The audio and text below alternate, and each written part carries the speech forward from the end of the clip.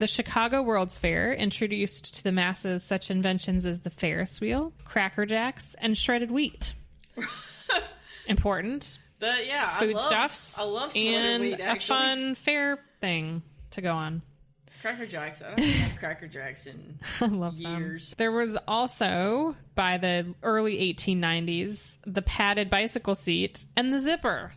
That makes me happy. Both of those things make me happy. Yeah, padded bike seats, definitely. Yeah, I actually didn't know that the zipper was that early. Because I always think about Victorian, like you're buttoned up, really. Right. I don't know. I guess you had hook closures and anyway, so just stuff was happening on a small and a very big scale. And I don't know how much somebody of Flagler status had time for stuff like that, but I'm sure that it didn't go unnoticed. I'm sure Flagler himself used and liked zippers. So anyway, what I'm trying to say is to see only the beauty in these places is one-sided. Flagler couldn't have built Whitehall if probably many people didn't get screwed along the way.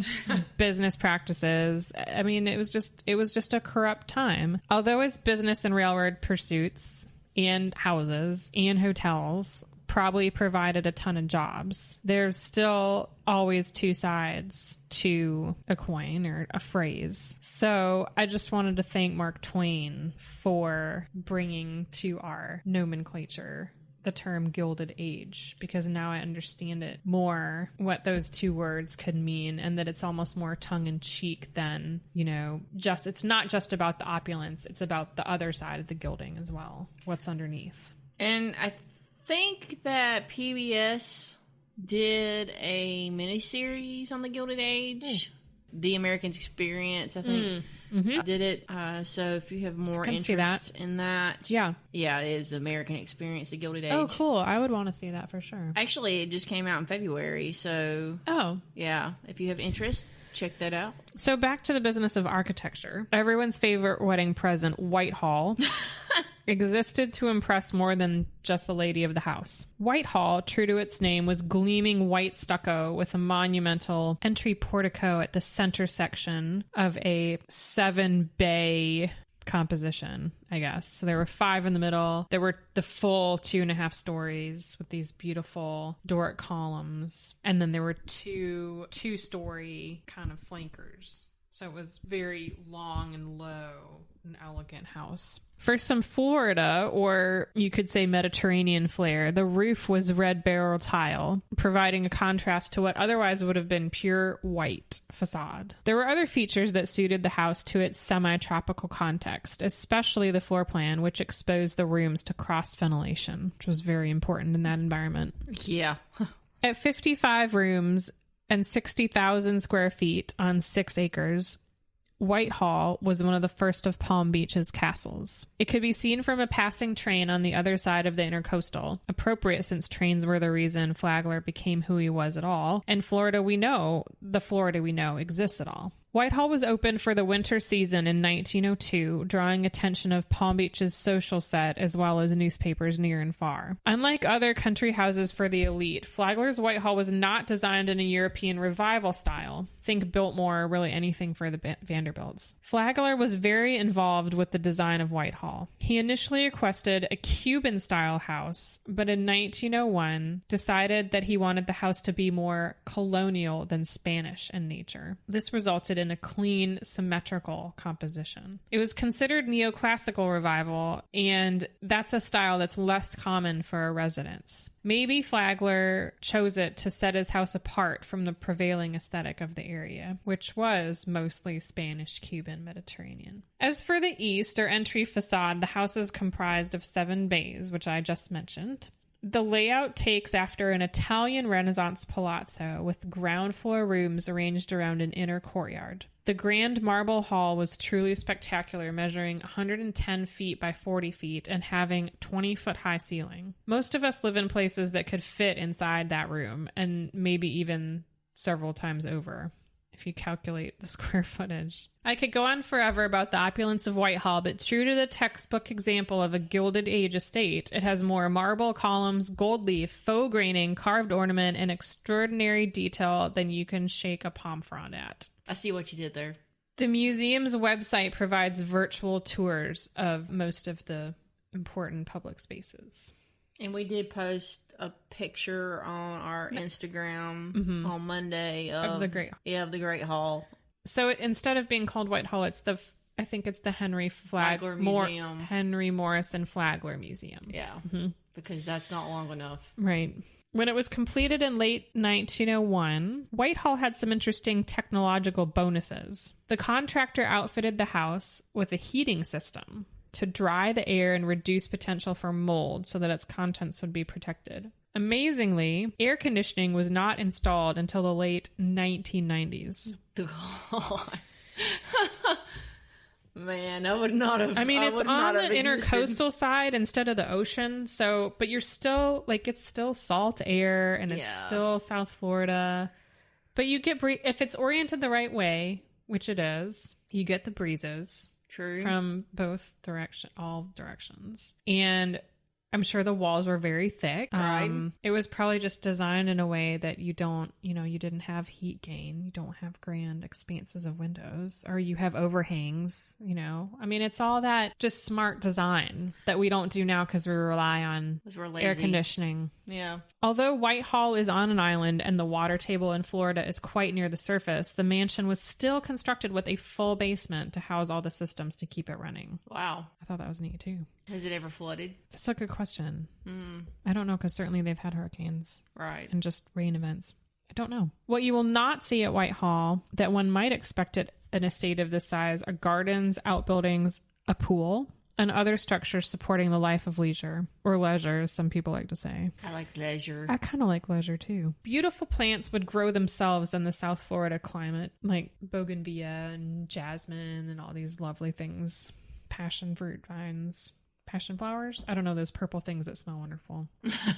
But the point is, you don't need a gardener or formal gardens when you live in the South Florida because stuff just happens. That's right. Since this was not a working country house, dependencies were unnecessary. Pools, tennis courts, polo fields, and the like were in the immediate vicinity of the vacation lands known as Palm Beach. His pretty young wife entertained famous guests at home for a few years. But with all that fun to be had close by, she soon pursued social activities outside the house, leaving the beautiful mansion quiet. Plus, Henry was getting old. He enjoyed his estate, if not his wife, for the rest of his life. So, Henry and Mary Alice... I'm sorry, not Mary Alice. Goodness gracious, we've got too many women going on here. Mary Lily. Mary Lily would be married for 12 years. And they seemed pretty happy together. He was apparently head over heels in love with her. We posted a photograph of them that was taken around the time of their wedding, and Mary Lily is sitting in Henry's very aged lap. Ew. I know. PDA! Aged lap. That's funny. Yeah. So one of their last anniversaries together, Henry wrote her a note that said, "To my darling wife, in loving remembrance of the day you became my wife, and the many happy days you have given me since our marriage, may the dear Lord reward you for what you've done for me." That sounds like a love letter written by a 70-year-old man. So even though Henry should have been He's like, whatever, Grandpa. Yeah. Even though Henry should have been eyeing retirement, he wasn't done with his plans for Florida. He decided in 1905 to extend his railroad all the way to Key West. This made complete sense since the U.S. government had just announced the Panama Canal project. Oh, right. And also, Key West was one of Florida's most populated cities, which kind of is shocking to me. I haven't been there, but it's not huge. It's not huge. So it was very populated, even though it's pretty isolated. But Henry began his railroad, which would extend 156 miles to Key West. From Miami. This is the last section of the East Coast Railway. Right. This was no mean engineering feat. In fact, it was an engineering marvel, given that you had to cross some pretty substantial bodies of water. There's a good... Flagler Station Overseas Railway Historium. So there's a really great museum in Key West that has some excellent information about the construction of the railroad, as well as photographs of it and all this Flagler. I read that dozens of men died while they were constructing it. You said 100 and what? 156. Okay, this is the answer. So Miami to Key West is 166 miles. Okay. So that's what it is. It's the Miami to Key. That's the last leg. Yep. Not Palm Beach, because Palm Beach is about an hour north of Miami. Yeah. Hour something. So okay. That would be another. So after 7 long years of hard work, Henry Flagler rolled into Key West in his private rail car on January 22nd, 1912. Okay. Oh, so that's so Titanic goes down in April of that same 12th. Year. So exactly 3 months. Crazy. Almost exactly 3 months later. That's crazy. I would always remember that because my mom was born April 12th. Oh, really? Yeah. Oh. The following year, in March 1913, Flagler fell down a flight of stairs at Whitehall and broke his hip. At 83, it was clear that he probably would not survive such a trauma. Mm-hmm. This is when some kind of strange stuff went down. With the last wife? Well, just the stuff surrounding his death. He reportedly asked to be moved to one of the cottages on the Whitehall estate. They had cottages? They didn't have outbuildings. That's what I read one place. So he died on May 20th, 1913. And then the Washington Times immediately ran a rather strange story regarding Henry's final days. Relative of Florida millionaire refused admission to house where his end came. Amasa Plumer Flagler, head of the western branch of the Flagler family and nearest blood relative of the late Henry M. Flagler, except for Harry Harkness Flagler, a son, has given out a statement of the strange circumstances surrounding his last visit to the Florida empire builder and concerning the construction of a part of the will. The $100 million estate of Henry M. Flagler was devised principally to the widow, who was Mary L. Kennan. She received $60 million. Oh, Mary Lily. Okay, so that's the wife. Yeah. The third wife. Right. The son received $5 million, and the rest was divided among relatives of Mrs. Flagler, business associates of the dead financier, and charities. J.B. Parrott, president of the Flagler Railroad, William R. Kennan, brother of the widow, and W.H. Beardsley were named trustees of the estate. In his interview, Mr. Amasa Flagler said... Who is that? He's apparently, as he said, the head of the Western branch of the Flagler family. Oh, I don't know. Is that Ohio? I mean, it makes no sense. Oh, right?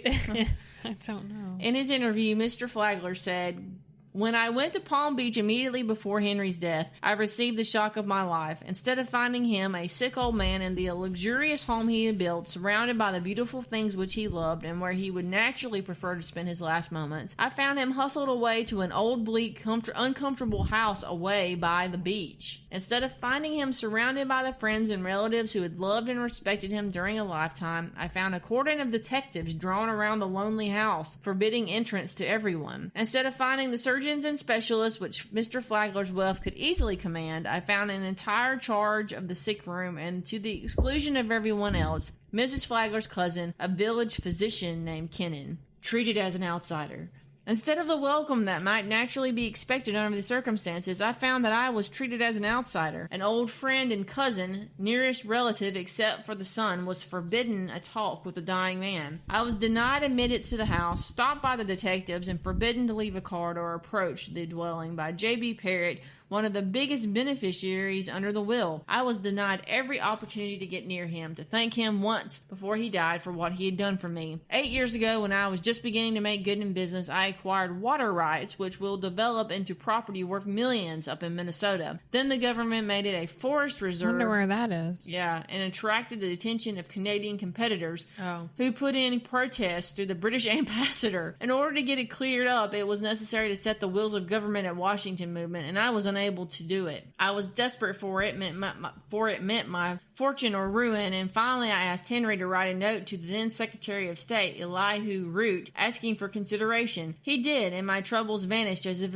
by magic. His influence saved my business career. So what was more natural than he was so seriously ill in February and later that I should want to thank him and tell him how grateful I was before he should die? I hurried across the continent from California, expecting to find him dead. I announced my arrival by telegram to Mrs. Flagler, but received no reply or acknowledgement. It was immediately after my arrival at West Palm Beach that I discovered the shocking conditions surrounding my cousin in his last illness. Neighbors and old friends told me disquieting things. There are strange things doing out there.